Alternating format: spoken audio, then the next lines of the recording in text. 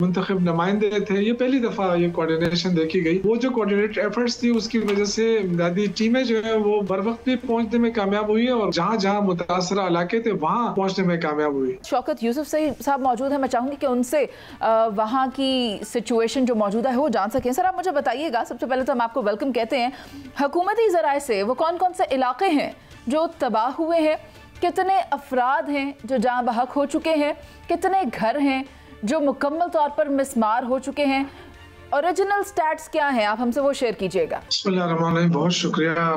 देखिए कल तो पूरा क़यामत का दिन था।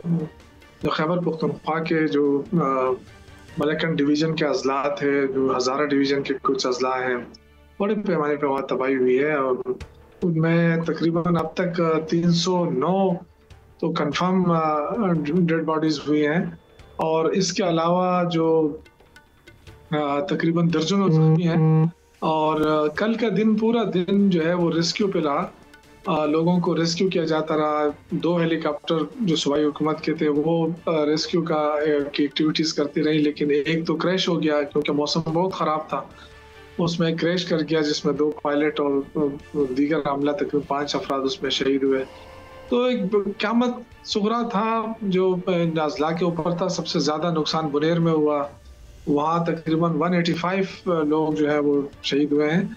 इसी तरह शांगला में 36 लोग शहीद हुए, बटाग्राम में 15, इस तरह मानसरा में 23। तो ये कुल मिला के तकरीबन स्वात के अंदर 22, 309 से क्रॉस कर जाएंगे क्योंकि अभी इतलात और भी आ रही हैं। बहुत सारी जगहों पे रास्ते बंद थे और वहाँ पे हेलीकॉप्टर सर्विस के जरिए जो है वो इमदादी सामान और दीगर चीज़ें जो आज पहुँचाने का काम शुरू किया गया था, वो रिलीफ एक्टिविटीज़ आज हो रही थी।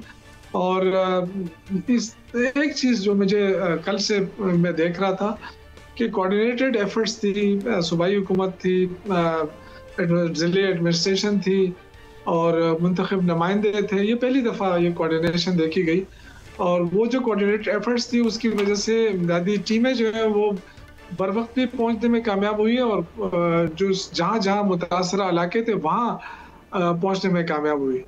तो बाकी ज़ाहिर है जो इंफ्रास्ट्रक्चर आप सालों में बनाते हैं वो मिनटों में पानी में बह गया। तो नुकसान तो बहुत ज़्यादा हुआ है, लेकिन उसका सर्वे अभी शुरू है, 2-4 दिन लगेंगे उसमें कि कितने टोटल घर तबाह हुए हैं, क्योंकि बहुत बड़ी तबाही हुई है ये।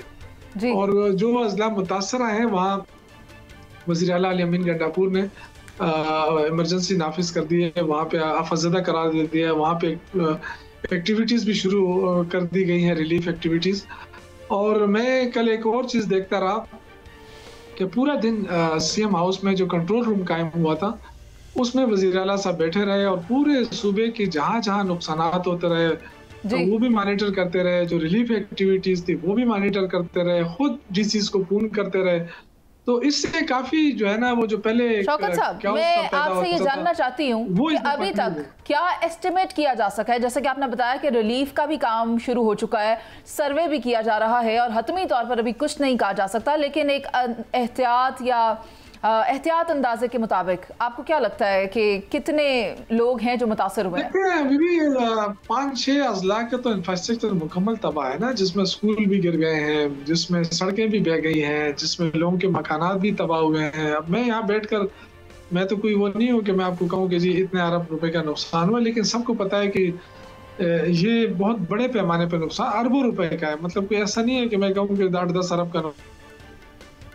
ठीक है शौकत साहब, वही बात हो गई ना, मैं कह रही थी कि एहतियात के साथ अगर हम कोट करें, यानी कि मोहतात अंदाज़ा अगर लगाया जाए तो ये सर्टेन अफराद हैं जो इसमें मुतासर हुए हैं और आपने ये भी कहा कि कार्रवाइयाँ की जा रही हैं। आपकी जानिब में वापस आऊँगी, लेकिन अभी मैं शामिल गुफ्तगू करना चाहती हूँ सलमान आबिद साहब को। सलमान आबिद साहब, आप मुझे बताएं आपको क्या लगता है कि वजूहात क्या हैं जो ये सूरत हाल पैदा हो गई, और वजूहात के साथ साथ मैं ये जानना चाहती हूँ सलमान आबिद साहब कि ये किस तरह हो गया कि लोगों को पता भी ना चला और एकदम से ही ये 300 से ज़ायद अफराद की हलाकतों की खबरें मौसूल होने लग गई?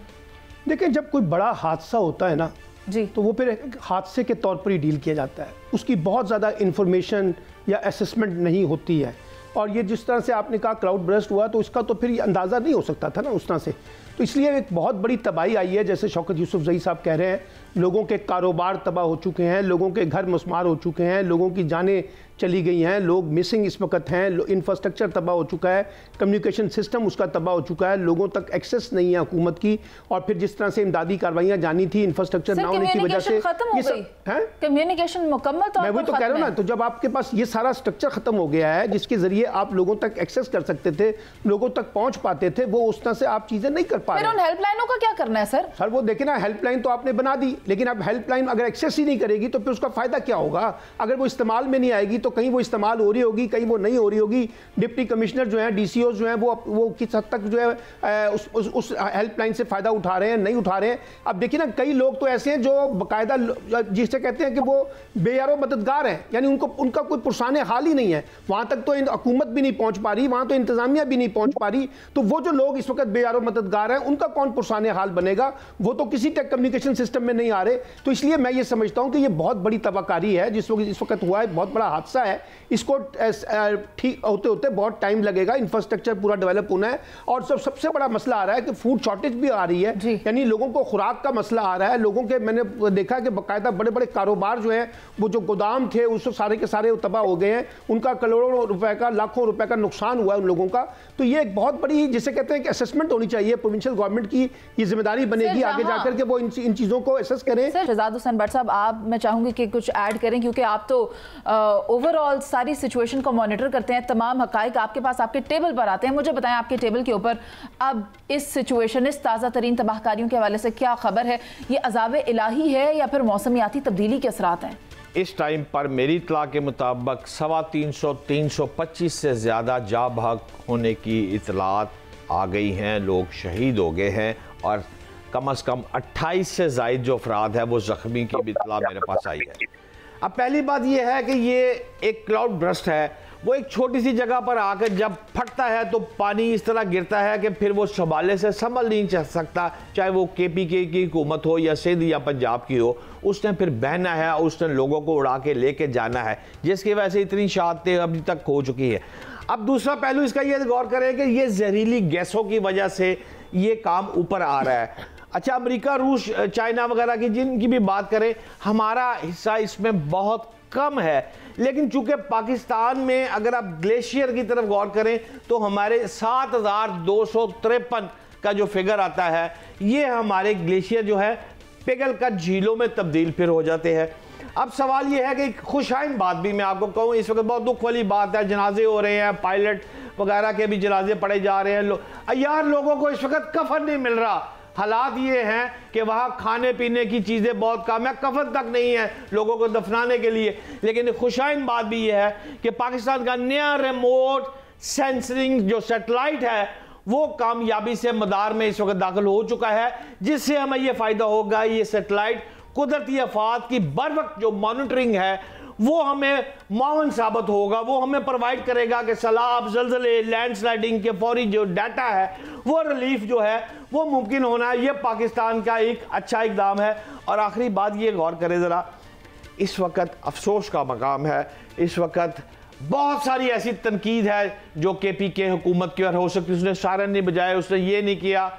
लेकिन बात यह है, इस वक्त तमाम अफराद को मिल बैठ कर कौम का देखना होगा और कौम के लिए हमें बेहतर करना। आपने बहुत अच्छी बात की, मुझे इसके बारे में नहीं पता था, ये रिमोट सेंसरिंग सैटेलाइट। मुझे ये बता दें कि ये फंक्शनल कब से हो रही है, और अगर ये लॉन्च हो गई है तो क्या हम अपनी कुदरती आफात से बच सकेंगे, और ये अभी की सिचुएशन में क्या हेल्प आउट करेगी?